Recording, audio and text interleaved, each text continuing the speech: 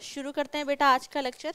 Last lecture में हमने class 9th physics का force and laws of motion chapter पूरा खत्म कर लिया था। हमने पहला लॉ न्यूटन का सेकंड लॉ और न्यूटन का तीसरा लॉ काफ़ी डिटेल में पढ़ लिया था। बस हमने प्रैक्टिस नहीं करी थी कि इस चैप्टर से सवाल कैसा आता है। तो आज की क्लास पूरी प्रैक्टिस क्लास होगी, कुछ न्यूमेरिकल्स भी करेंगे प्लस थ्योरी भी करेंगे। तो शुरू करते हैं आज की क्लास। ठीक है, सबसे पहले करते हैं बेटा एमसीक्यू से शुरू, ताकि तुम लोग को आइडिया रहे कि चैप्टर से एमसीक्यू कैसे आते हैं। तो सारे बच्चे पहले तो क्वेश्चन लिखोगे, एक बोर्ड पे सवाल है, सारे क्वेश्चन लिखेंगे और सारे एमसीक्यू नहीं लिखोगे। ठीक है, जो राइट ऑप्शन होगा यहाँ से पढ़ोगे, जो राइट ऑप्शन होगा अपनी नोटबुक में सिर्फ राइट आंसर लिखेंगे आप लोग। ठीक है, क्वेश्चन लिखेंगे, टाइम दूंगी आप लोग को, आप लोग पढ़ेंगे फिर अटेम्प्ट करेंगे क्वेश्चन को। ठीक है, तो पहले सारे लोग लिखेंगे, फिर मैं समझाऊंगी कि क्वेश्चन क्या क्या रहा है। तो एक सवाल है बेटा, ध्यान से देखेंगे। पहला क्वेश्चन कह रहा है आज की क्लास का, which of the following statement is not correct. मतलब मुझे इसमें से क्या बताना है जो गलत है, पहले तो इस पे ध्यान देना है। Is not correct for an object moving along a straight path in an accelerated motion. एक ऑब्जेक्ट है जो कैसा ट्रेवल कर रहा है, बिल्कुल सीधे सीधे ट्रेवल कर रहा है, और मोशन कैसा है उसका, एक्सेलरेटेड है। पहले ही मेंशन है कि मोशन भाई एक्सेलरेटेड है। तुमसे कुछ ऑप्शंस में दिए गए हैं, क्या क्या दिया गया है ध्यान से देखें। कह रहा है इट्स स्पीड कीप्स चेंजिंग। अगर मोशन एक्सेलरेटेड है तो क्या उसकी स्पीड बदल रही होगी? अगर मोशन एक्सेलरेटेड है तो क्या उसकी स्पीड बदल रही होगी? एक बच्चा बोल रहा है यस, बाकी भाई एक्सेलरेशन का मतलब ही है स्पीड चेंज होना, change in velocity, change in speed. ठीक है, तो स्पीड चेंज हो रही होगी, यानी ये बात बिल्कुल सही है। क्या उसकी वेलोसिटी भी चेंज हो रही होगी? बिल्कुल सही है भाई, बिल्कुल चेंज हो रही होगी। तीसरा कह रहा है it always goes away from the अर्थ। क्या वो हमेशा अर्थ से दूर जाएगा? ये कुछ जम नहीं रहा ये बात, मतलब ये क्या अर्थ से दूर जाएगा? चलो कोई नहीं। चौथा देखो, कह रहा है a force is always acting on it. मैंने आपको पढ़ाया था, अगर कहीं भी फोर्स लग रही हो तो फोर्स क्या क्रिएट करती है बेटा? एक्सेलरेशन। मैंने पढ़ा है ना, फोर्स का होना ही मतलब क्या होना, एक्सेलरेशन होना। यानी फोर्स लग रही है तभी यहाँ पे मोशन एक्सेलरेटेड है, यानी ये तीसरा चौथा ऑप्शन भी सही है। तीसरा मुझे कुछ जम नहीं रहा, बिल्कुल अटपटा सा लग रहा है, ये मुझे करेक्ट नहीं लग रहा, तो right option is third part. तो मैंने टिक गलत गलत लगाया है, तो इसका जो सही ऑप्शन होगा वो होगा बेटा आप लोग का option C, it always goes away from the earth. कि मतलब एक्सेलरेटेड है तो हमेशा अर्थ से दूर जाएगा, इसका तो कोई मतलब ही नहीं बन रहा। ठीक है, तो answer C is the right option. चलिए सेकंड लिखेंगे फटाफट क्वेश्चन। ऐसे ही छोटे छोटे और इजी सवाल ही आएंगे, बस तुम लोग को दिमाग लगा के आंसर अटेम्प्ट करना है। ठीक है, देखो कि दूसरा क्वेश्चन क्या कह रहा है बेटा। सेकंड क्वेश्चन कह रहा है according to the third law of motion action and reaction. मैंने पढ़ाया हुआ याद कर लो। ऑप्शन पहला कह रहा है always act on the same body. क्या सेम बॉडी पे एक्ट करता है? नहीं, बिल्कुल गलत। Always act on different bodies in opposite direction. ये कुछ मैच कर रहा है कि एक्शन और रिएक्शन फोर्स हमेशा दो अलग ऑब्जेक्ट पे करते हैं। ठीक है, मान लो मैंने दीवार को मुक्का मारा तो एक ऑब्जेक्ट मैं हो गई, एक ऑब्जेक्ट क्या हो गया मेरा, दीवार हो गया। तो दो अलग ऑब्जेक्ट पे एक्ट करता है और डायरेक्शन हमेशा कैसी होती है, अलग होती है। मैंने दीवार पे फोर्स मारा इस तरफ से, दीवार ने मेरे पे फोर्स मारा इस तरफ से, तो डायरेक्शन कैसी है, अपोजिट है। तो मुझे बी पार्ट तो थोड़ा जम रहा है। कह रहा C have same magnitude and direction. बिल्कुल भी नहीं। ठीक है, डायरेक्शन सेम नहीं होती, मैग्नीट्यूड तो सेम होता है। Either act on either body at normal to each other. बिल्कुल भी नहीं। ठीक है, यानी ऑप्शन बी मेरा क्या है, बिल्कुल राइट है। ऑलवेज एक्ट, हमेशा याद रखेंगे न्यूटन का तीसरा लॉ अप्लीकेबल तभी है जब वो दो ऑब्जेक्ट, दो बॉडी के बीच में बात करेगा, अपोजिट डायरेक्शन होती है, मैग्नीट्यूड सेम होता है बस उनका। ठीक है, डी का मतलब है act on either body eight, मतलब 90 डिग्री पे फोर्स लगेगी। आप तभी फोर्स, ये एक्शन रिएक्शन फोर्स तब लगेगी जब एक दूसरे के 90 डिग्री पे है, थ्रस्ट पे। ठीक है, आगे चले। Right option is B part. तीसरा लिखेंगे सवाल। कह रहा है देखिए question next, a goalkeeper in a game of football pulls his hand backwards after holding the ball shot at the goal, this enables the goalkeeper to. Same वैसा ही सवाल है जैसे मैंने आपको क्रिकेटर वाला बताया था कि एक जो कैच करता है, सपोज बॉल आ रही है तो हम क्या करते हैं, अपने हाथ को हम पीछे की तरफ लेते हैं। ये भी वही कह रहा है कि वो अपने हाथ को पीछे की तरफ खींच रहा है। ये करके वो क्या करना चाहता है, आपसे कुछ ऐसा सवाल पूछ रहा है। कह रहा है exert larger force on the ball. कोई मतलब ही नहीं है। मैंने बताया ना, अच्छी बात है कि मेरे बच्चों ने ए और सी में से किसी ने जवाब नहीं दिया, यानी ए पार्ट तो हो ही नहीं सकता कि भाई वो जानबूझ के चाहेगा कि उसके हाथ पे ज्यादा चोट लगे, ऐसा तो हो नहीं रहा है।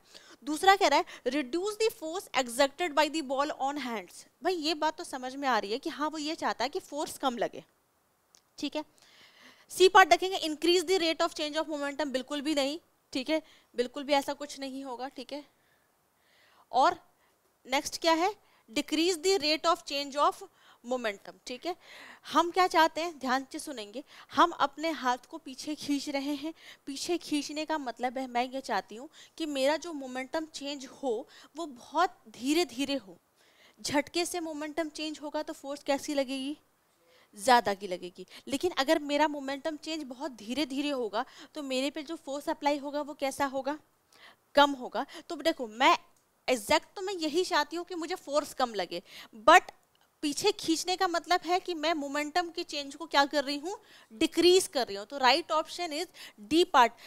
करना, देखो मोमेंटम को चेंज करके मुझे फोर्स ही कम करना है, लेकिन मैं पीछे खींच के पहले तो मोमेंटम के चेंज को डिक्रीज कर रही हूँ ताकि फोर्स कम लगे। तो right option is D part. मैं चाह रही हूँ कि rate of change of momentum कैसा हो जाए, कम हो जाए, ताकि मेरे हाथ पे चोट कम लगे। तो right option is D part. Clear है, ठीक है। तो डी पार्ट को टिक करोगे, आगे चलेंगे। एक बार लिख लोगे आंसर, डी पार्ट इसका राइट है। नेक्स्ट सवाल क्या कह रहा है देखेंगे, the inertia of an object tends to cause the object. भाई इनर्शिया क्या करना चाहता है, सिंपल सा मैंने बताया था, इनर्शिया का मतलब है आलस। जो जैसा है वो वैसा ही रहना चाहता है। अगर वो चल रहा है तो चलना ही चाहता है, रुका हुआ है तो रुका हुआ ही रहना चाहता है। मतलब वो रजिस्ट करता है कि मुझे बदलो मत, मैं जैसा हूं मुझे वैसा रहने दो। इट इंक्रीजेज इट्स स्पीड, बिल्कुल भी नहीं। इट डिक्रीजेज इट्स स्पीड, बिल्कुल भी नहीं। To resist any change in its state of motion, कि भाई जिस फॉर्म में वो अभी है वो चाहेगा कि वो उसको बदली ना जाए, सिंपल सा। तो इनर्शिया का मतलब यही है कि उसको चेंज मत करो, जैसा है उसको वैसा रहने दो। तो ऑप्शन सी इज राइट, ठीक है। सी कर लेंगे, आगे चलते हैं। नेक्स्ट सवाल करेंगे। देखोगे बेटा सवाल क्या कह रहा है, कह रहा है passenger in a moving train tosses a coin which falls behind him, it means the motion of the train is. Simple सा तुम्हें ये बता रहा है, एक ट्रेन है जो चल रही है, ट्रेन चल रही है, आपने एक कॉइन लिया, आपने कॉइन को ऊपर की तरफ टॉस किया, क्या हुआ, कॉइन आपके पीछे जाके गिरी। तो इसका क्या मतलब है, ट्रेन का मोशन आपको बताना है। ध्यान से सुनेंगे, आपने ट्रेन आगे की तरफ चल रही है, आपने कॉइन को टॉस किया, अब बाय द टाइम वो कॉइन जब हवा में होगा ना, देखो ट्रेन तो हमेशा आगे की तरफ बढ़ रही है, यानी उसकी स्पीड बढ़ रही है। लेकिन जैसे ही आपने वो कॉइन को टॉस किया, हवा में जिस टाइम पे वो हवा में है उसकी स्पीड तो घटी। जब कोई चीज़ हम ऊपर की तरफ उछालते हैं तो उसकी वेलोसिटी क्या होती है, ऊपर जाने के बाद उसकी वेलोसिटी 0 हो जाती है। जब हम किसी चीज़ को नीचे से ऊपर की तरफ फेंकते हैं ना तो उसकी स्पीड घटती है, ठीक है। तो ट्रेन तो आगे की तरफ बढ़ी जा रही है, लेकिन मैंने जैसे ही टॉस किया तो उसकी स्पीड घट गई। ट्रेन आगे की तरफ बढ़ रही है, इसका मतलब क्या है, ट्रेन भाई स्पीड बढ़ रही है, आगे की तरफ चल रही है, इसका मतलब मोशन कैसा है भाई सेम। अगर मान लो वो यूनिफॉर्म होता, ट्रेन एक यूनिफॉर्म स्पीड से चल रही होती तो, और मेरा कॉइन भी हम यूनिफॉर्म, सब कुछ यूनिफॉर्म होता, तो जिस जगह मैंने कॉइन को क्रॉस किया वो उसी जगह गिरती। लेकिन यहाँ पे क्या हुआ, मैंने ऊपर की तरफ उछाला, ट्रेन की स्पीड आगे की तरफ बढ़ रही है, उसकी स्पीड बढ़ रही है कंटिन्यू, तो मेरा कॉइन पीछे रह गया क्योंकि मैंने हवा में उछाला। बाय द टाइम वो एयर में था तो उसकी वेलोसिटी कम हो गई, तो वो पीछे की तरह गिर गया और ट्रेन आगे बढ़ गई।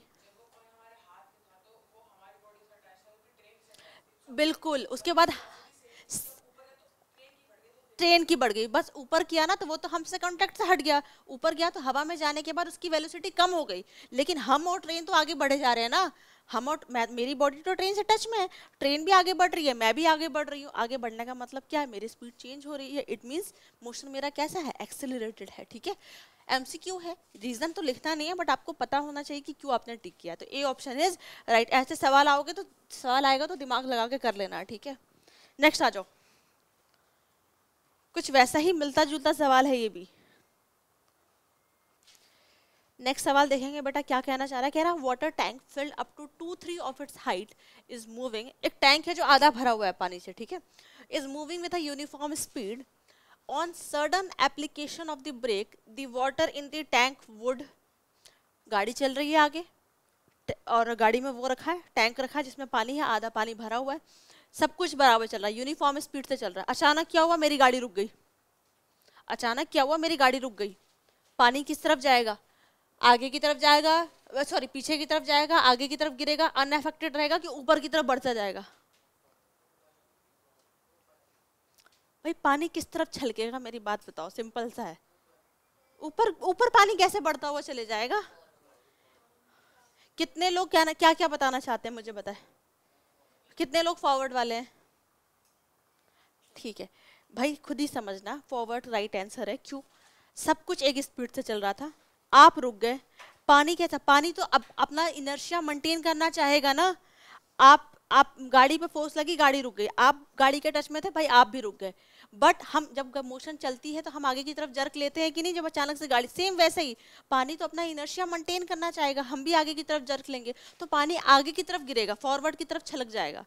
तो राइट मूव, राइज अपवर्ड का मतलब है ऐसा मत समझना कि ऊपर बढ़ के नीचे गिर गया, नहीं, राइज अपवर्ड का मतलब है पानी ऊपर की तरफ बढ़ता जा रहा, बढ़ता जा रहा, बढ़ता जा रहा, ऐसा तो नहीं होगा ना, वो तो आगे की तरफ गिर जाएगा पानी। तो right option is move forward. ठीक है, यहाँ बस इतने ही एमसीक्यू थे आपके इस चैप्टर में। सब्जेक्टिव क्वेश्चन शुरू करते हैं। ठीक है, सब्जेक्टिव मतलब कुछ थ्योरी वाले भी होंगे, कुछ न्यूमेरिकल भी होंगे। एमसीक्यू क्लियर है सारे लोगों को? कितने ने एमसीक्यू थे, एक बार गिनना। ठीक है, आ जाओ सब्जेक्टिव क्वेश्चन में। एक थ्योरी का क्वेश्चन है, आराम से सवाल को पढ़ेंगे और अटेम्प्ट करेंगे। ठीक है, फिर मैं राइट आंसर लिखवाऊंगी भी आपको और समझाऊंगी भी, अपने से आप लोग ट्राई जरूर करो। बट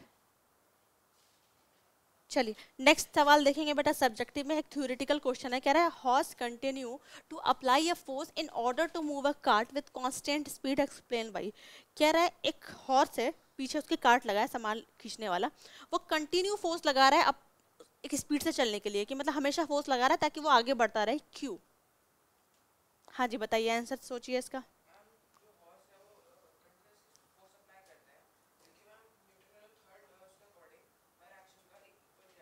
ठीक है,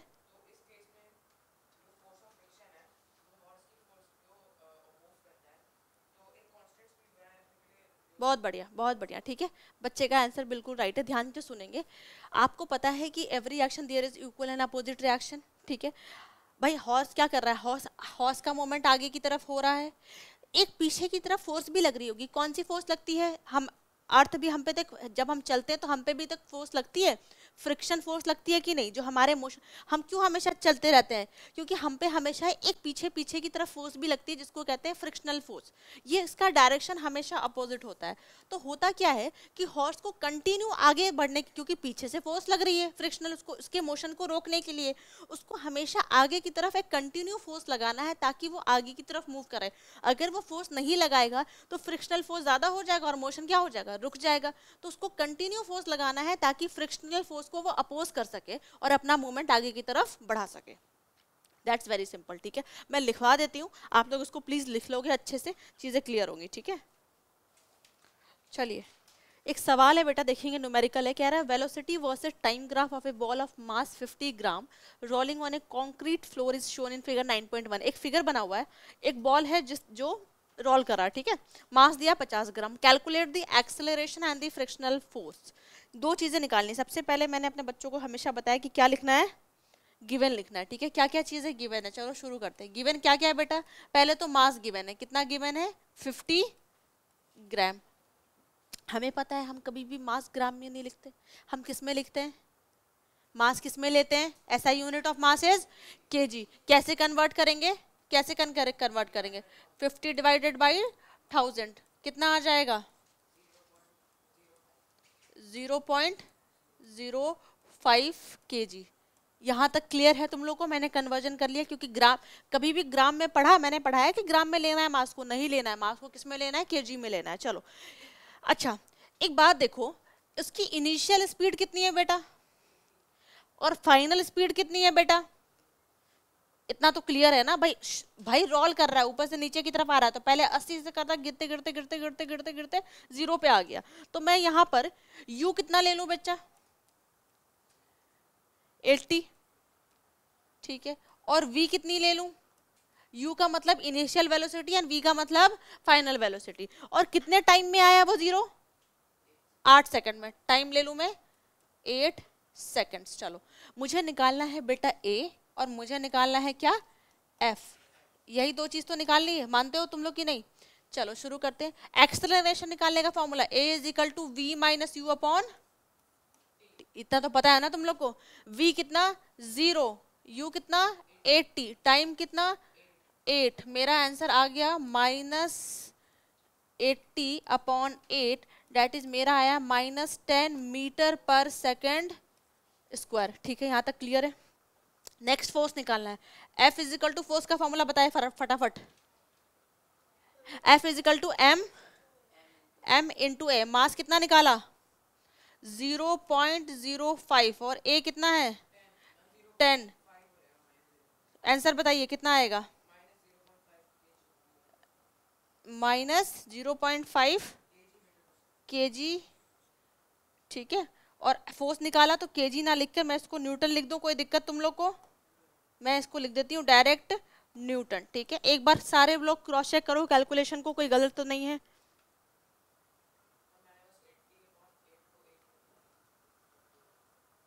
तभी तुम्हारा आंसर गलत आ रहा था। चलिए एक सवाल है, देखते हैं क्या कहना चाह रहा है। अ ट्रक ऑफ मास m, ठीक है भाई, ट्रक का मास दे रखा है m। चलो सबसे पहले तो मैंने बताया है क्या करना है, मुझे करना है given.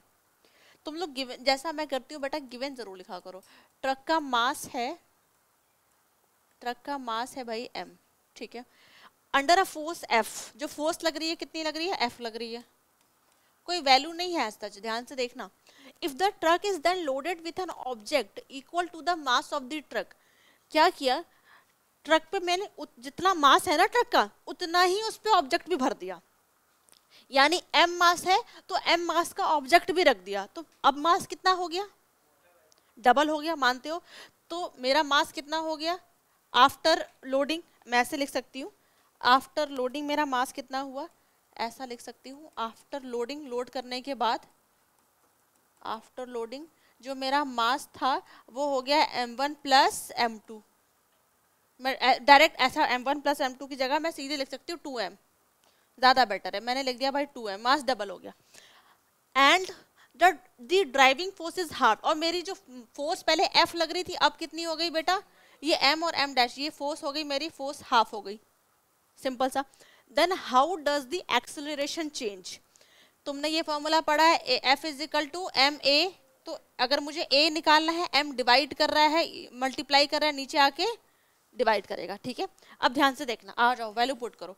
A is equal to, force कितनी है बेटा, फोर्स हो गई आधी, पुट कर दिया, और मेरा मास कितना हो गया 2m। क्या मैं इसको ऐसे लिख सकती हूँ, F upon 2 is equal to 1 upon 2m, ऐसे लिख सकती कि नहीं लिख सकती? मैं डायरेक्ट इसको ऐसे लिख सकती हूँ, A is equal to F upon 4m, लिख सकती। खुद ही देखो मेरा एक्सेलरेशन 1/4 टाइम्स हुआ कि नहीं, 1/4 टाइम्स एक्सेलरेशन चेंज हुआ कि नहीं, तो मेरा एक्सेलरेशन हो गया 1/4 टाइम्स। ऐसे ही आपको सॉल्व करके लिखना है बस, सिंपल सा हो गया, 1/4 टाइम्स हो जाएगा उसका एक्सेलरेशन। चलिए नेक्स्ट सवाल देखते हैं बेटा क्या कहना चाहते हैं हमसे। कह रहा है water sprinkler use for grass lawns begin to rotate as soon as the water is supplied, explain the principle on which it works. ठीक है, डायग्राम नहीं है बट समझना, बड़े बड़े लॉन्स में ना क्या होता है, एक वाटर स्प्रिंकलर लगा होता है, तुमने देखा होगा अलग अलग ऐसे नोजल्स निकले होते हैं, और वो जैसे ही पानी आपने ऑन किया है ना, बहुत तेजी से पानी, जैसे ही पानी बाहर आता है ना उससे नोजल से, वो पूरा रोटेट होने लगता है, और रोटेट होकर हर जगह पानी देने लगता है, पूरे लॉन में पानी वैसे। अब वो जमाना चला गया कि एक आदमी खड़े होकर सब पानी डाल रहा है।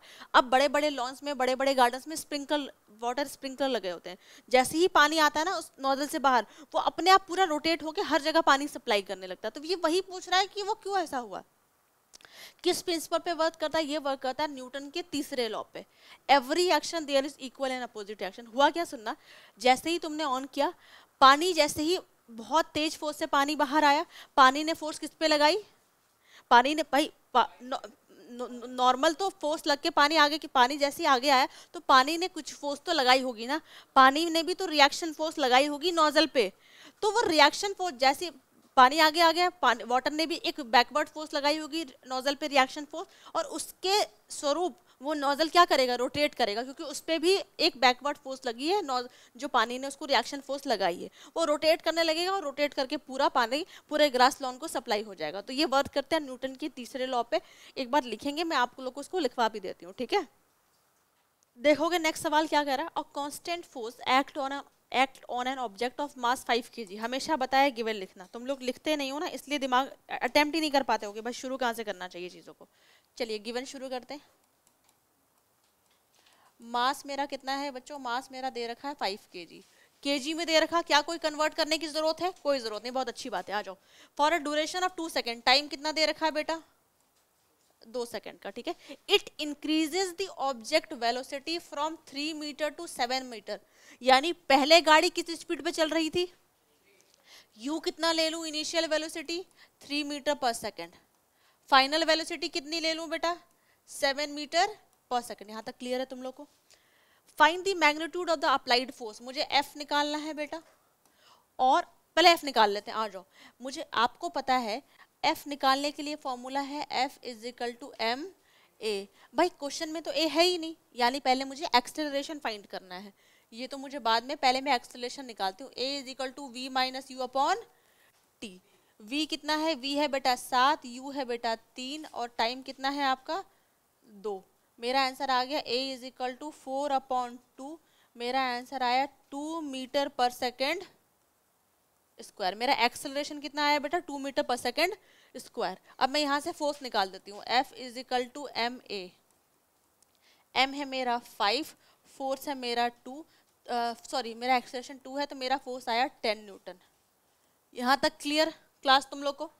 नेक्स्ट सवाल देखोगे इसका, कह रहा है if the force was applied for a duration of 5 second, मतलब ये सेम फोर्स 10 न्यूटन की फोर्स और कितनी देर तक लग रही है, 5 सेकंड तक, यानी नेक्स्ट टाइम कितना हो गया आपका 5 सेकंड। 5 सेकंड तक ये 10 न्यूटन की फोर्स लगी जा रही, what would be the final velocity, यानी चल रहा वो 3 मीटर पर सेकंड से 7 पे पहुंचा, तो उस पर इतनी भाई इतनी फोर्स लग रही है उसको, अब इतनी फोर्स 5 सेकंड तक और लग रही है, तो उसकी फाइनल वेलोसिटी कितनी होगी, आपसे ये पूछ रहा है।